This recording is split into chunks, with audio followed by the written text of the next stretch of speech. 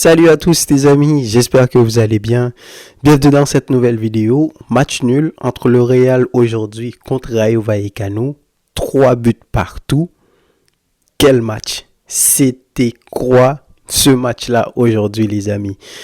Oui, j'imagine que si vous êtes supporter du Real, en ce moment, vous devez être en train de vous dire que, bon, vous avez perdu des points, etc. Étant donné que le Barça va jouer demain contre les Ganes, il y a possiblement moyen que le Barça revienne encore une fois à 4 points sur le Real en attendant de jouer le match en retard que le Real a contre Valence.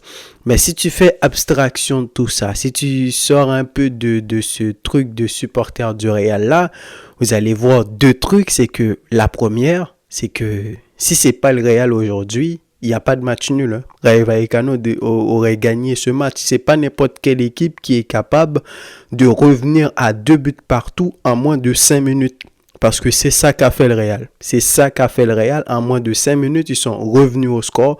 Parce qu'en première mi-temps, les 40 premières minutes, c'était une domination totale de Rayo Vallecano. Certes, le Real avait la possession, mais Rayo Vallecano, ils ont été tranchants, ils ont proposé beaucoup d'intensité. Dans les 10 premières minutes, ça a été excellent. Ils ont un peu perdu le pied à un moment donné, mais ensuite, pendant les 40 premières minutes, moi, ce que j'ai trouvé, c'est que Rayo Vallecano était supérieur par rapport au Real. Sauf il n'y a que le Real qui est capable, en moins de 5 minutes, de revenir au score. Déjà, grâce à un premier but venu de nulle part, parce que Valverde, c'est quoi? Il y a pas de but sur l'action. Et le gardien de Rayo Vallecano, il était super en colère.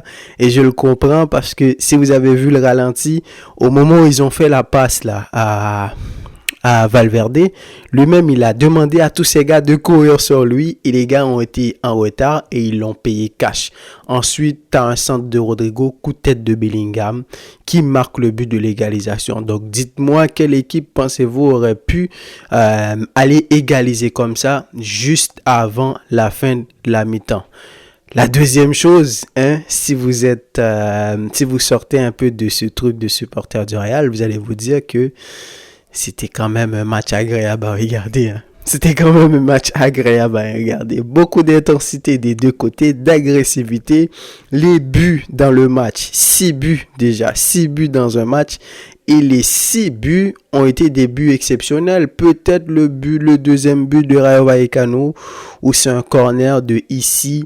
Et la tête du gars là, Moumine, je crois qu'il s'appelle. Donc la défense du Real, on peut se poser des questions. Comment ça se fait qu'ils ont encaissé ce but-là? Mais sinon, les autres buts dans le match, que ce soit du côté du Real, du côté de Rayo Vallecano, ça a été exceptionnel. Premier but du Rayo Vallecano, là, le gars, je sais pas comment il s'appelle, il a mis un double crochet à Fran Garcia sur le côté. Et ensuite, il a centré le ballon. Donc là aussi, on peut se poser des questions parce que pour moi, Lucas Vázquez, il est mal placé sur cette action-là. C'est impossible que le gars s'est trouvé tout seul comme ça au second poteau. Il a juste mis la tête là où il faut et Thibaut Courtois pouvait rien faire. L'égalisation du Real, je viens de vous parler du but de Valverde. Quiconque connaît Valverde, quiconque connaît ses capacités, sait que tu ne peux pas laisser Valverde aussi libre comme ça, surtout un ballon qui arrive à l'entrée de la zone.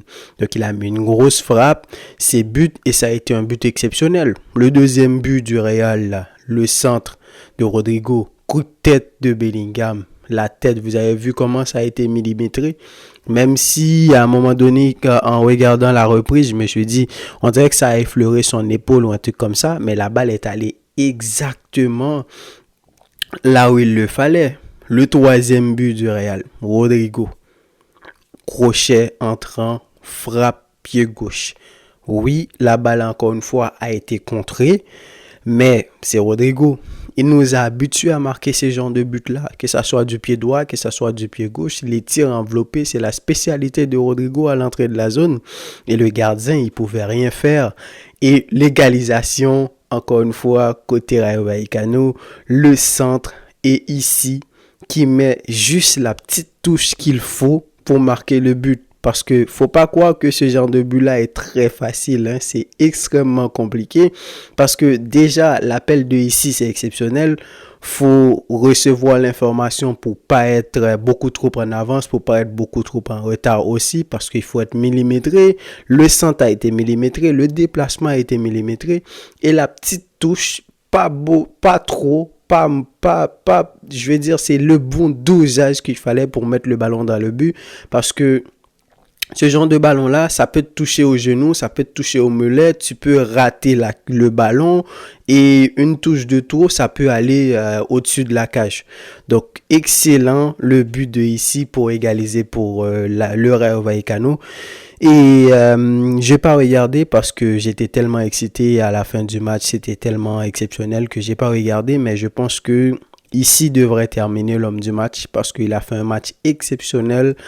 L'impact qu'il a eu pour cette équipe de Rayo Vallecano là, en plus il a été passeur sur le deuxième but sur le corner, c'est lui qui l'a tiré, et le troisième but de l'égalisation dans un contexte de ces gens-là qui est extrêmement important, et surtout la beauté du but de l'égalisation. Donc pour moi il devrait terminer homme du match, mais on sait jamais qu'est-ce qui va se passer, mais pour moi ici il doit terminer homme du match. Donc beaucoup d'agressivité, beaucoup d'intensité des deux côtés. C'était vraiment un match exceptionnel. Franchement, à un moment donné, j'ai vraiment kiffé. J'ai vraiment kiffé à regarder le match, même si on va pas se mentir. Moi, j'attendais que ça se passe pas très bien pour le Real. Vous le savez, on a déjà perdu beaucoup de points, mais comme je l'ai dit tout à l'heure, quand tu sors un peu de ce prisme-là, de ce truc de ouais, il faut que le Real perde ou il faut qu'il gagne, mais tu regardes le match très calmement et tu vois que en fait ça a été un match exceptionnel. Jouer à Vallecas, c'est jamais facile pour n'importe qui, en tout cas, peut-être les petites équipes, mais Rayo Vallecano, quand tu joues contre le Real, quand tu joues contre le Barça, et surtout chez eux, c'est très très très compliqué d'aller leur gratter des points. Si je me trompe pas, Rayo Vallecano l'année dernière, le Real qui a survolé toute la Liga, comment ils ont gagné tout le monde très facilement, Rayo Vallecano ils sont allés faire match nul.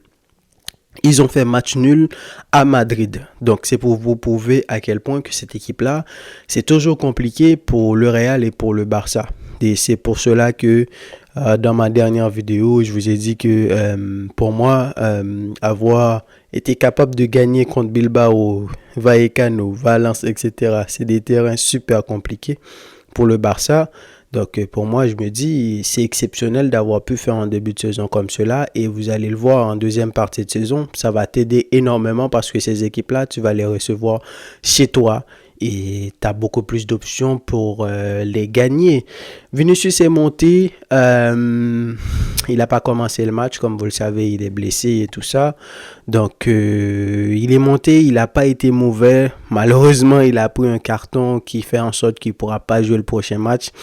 C'est le problème qu'on a avec Vinicius. Mais quoi voulez-vous? C'est Vinicius. On ne va pas essayer de le changer. Certes, sur l'action, moi, je trouve qu'il a raison. Hein. Il a raison. Il y a une grosse faute sur lui. Mais au final, l'arbitre, il a sifflé. Il a sifflé, c'est faute, donc tu dois te calmer. Peut-être que c'est beaucoup plus facile pour moi de le dire parce que je suis pas sur le terrain, parce que le match en tant que tel, ça a été un match où quand tu es sur le terrain, tu sens ce qui se passe, et ça doit être compliqué de tenir ses émotions. Mais le truc, encore une fois, c'est que c'est Vinicius. Il nous a habitués avec ce genre de choses-là. La dernière fois, il l'avait déjà fait en Copa América. Il a manqué le prochain match qui était le plus important pour la sélection. Et quiconque connaît Vinicius sait que ça fait partie de son caractère. Il est compliqué dans ce genre de... Il ne sait pas vraiment comment tenir ses émotions dans ce genre de cas-là. Et la plupart du temps, c'est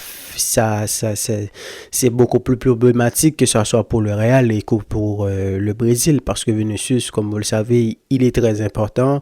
On est dans un contexte où il n'y a pas Mbappé, donc tu n'as que Rodrigo. Vous avez vu comment en début de match c'était compliqué pour le Real, avec seulement Rodrigo en attaque. Des profils comme Arda Güler, Luis Diaz, etc. C'est pas des attaquants.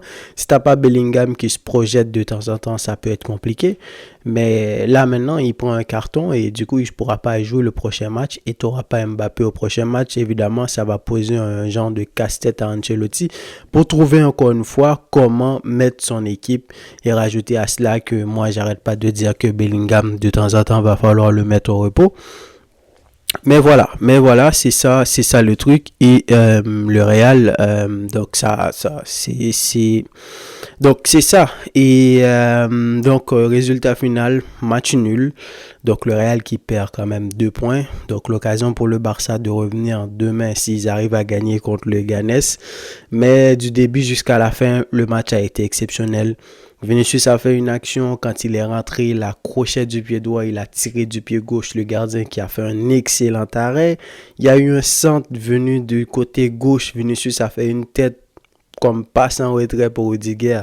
Malheureusement, Rudiger n'a pas pu jouer le ballon, même si moi je pensais que Vinicius allait mettre la tête directement. Et en toute fin de match, le coup franc pour Rayo Vallecano, encore une fois, grâce à une très belle action de ici. S'il n'y a pas un Thibaut Courtois dans les buts, le Real aurait encaissé. Hein. Rayo Vallecano aurait pu gagner le match en toute fin de match. Donc, ça a été un spectacle. Ça a été un spectacle, un très grand match aujourd'hui. Rayo Vallecano, Real Madrid aujourd'hui, c'était exceptionnel. Donc, dites-moi qu'est-ce que vous avez pensé de ce match. Donnez-moi vos avis dans les commentaires. Et quant à moi, je vous dis à la prochaine, les amis, pour une nouvelle vidéo. Salut!